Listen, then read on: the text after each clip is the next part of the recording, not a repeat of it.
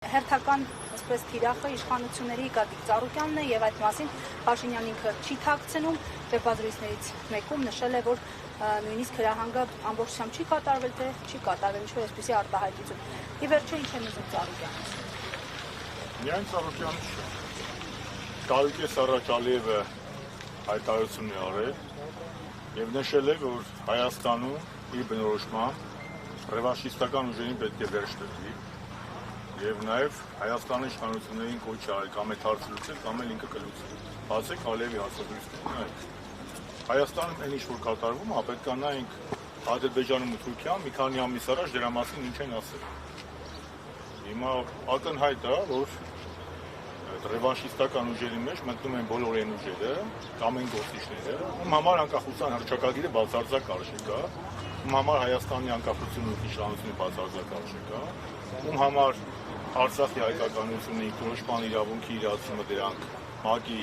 կարևորագույն դեպքերն են, ում համար ցեղասպանության միջազգային ճանաչումն ու հայտարարը դրանք մարդու իրավունքների պաշտպանության ու հումանիստական կարևոր դեպքեր են, եւ բնականաբար բոլոր նրանք, ովքեր որ չեն տեղավորվում Հայաստանի վիլայեթացման խաղակարգի մեջ, հռչակվում են Ալիևի կողմից ռևանշիստներ, ստեղ իշխանությունների կողմից մեկը եռագլուխ, մեկը քառագլուխ, մեկը նախկին, մեկը չգիտեմ ինչ, մեկը շպիոն, այսինքն զարմանալու բան չկա, որովհետև ես ասել եմ 21 թվականի ընտրություններին Փաշինյանը մի բան ասում է, հետո լրիվ այլ բան արեց, 21 թվականին ինքը ասում էր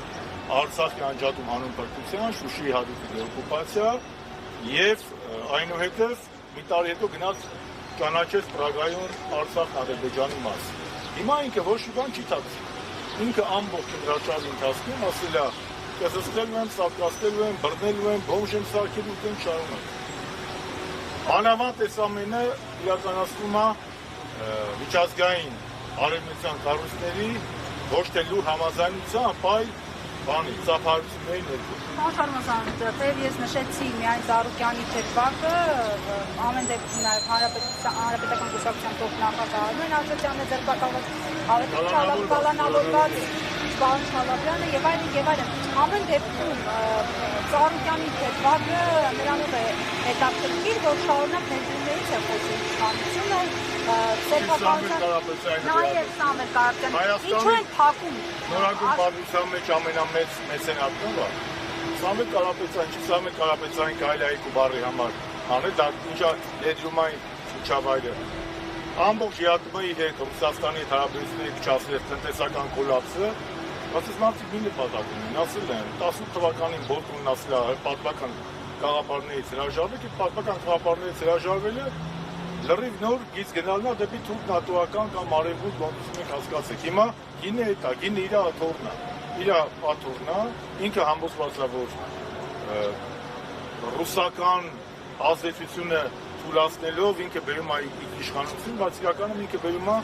թուրքական վիլայեթացիա, որովհետև ինքնիշխանությունից խոսում է, բայց ավելի է մեծացնում Հայաստանի կախվածությունը հենց Թուրքիայից ու Ադրբեջանից եւ Արևմուտքից։ Շարմազան, հիմա ասում են հավասարության գծեր են փորձում տանել նախկին իշխանությունների գործունեության եւ այս իշխանությունների գործունեության միջեւ, հատկապես Ծառուկյանի դերվակով, ինչով եք պայմանավորում, որն է նպատակը, ինչու են ամեն գնով հավասարեցնում եւ այդ կարմիր գծերը եթե նախկին ես այդ մարդկանց հիվանդ երևակայության մասին ինչ ասեմ։ Իսկ ոնց կարելի է Հանրապետական կուսակցության, Ծառուկյան, քաղաքական բանավեճը եւ տեսօրվա այս խայտարակ վիճակը նույնականացնել։ Իհարկե, 15 թվականին եղել է շատ խիստ բանավեճ ա եղել, մենք շատ խիստ քննադատական խոսք ենք ասել, միգուցե որոշ դեպքերում նաեւ էմոցիոնալ, բայց ինչա մենք այդ մարդու տուն ենք մտել, դες Մասկեկով տուն են մտել, պարկասել են, դենց ընտանիքի նկատմամբ դենց վիճակ, առուց ենք եկալել տարել, բայց ի՞նչ եք ընչի այդ համեմատում։ Ինչ եք ընչի այդ համեմատում։ Եվ բոլոր այն մարդիկ անկախ նրանից իրանք քաղաքական թե հասարակական թե դերական դերակատարներին ուզեմ ասել ժողովուրդը դա ո՞ս կարելի է նույն բանը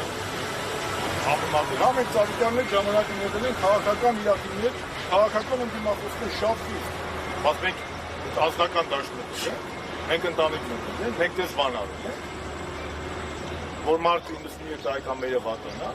Առողջություն Տիկին Ռոզային նախ առաջին հերթին, եւ ինչ ասեմ, կամ մենք կարմիր գծել հատել ենք։ Ինչի մասին է խոսքը։ Իհարկե եղել է, հա, 15 թվականին, բայց բերեն համեմատել, դա նույն բանն է, ոնց որ Արցախի այսօրվա հայաթափումը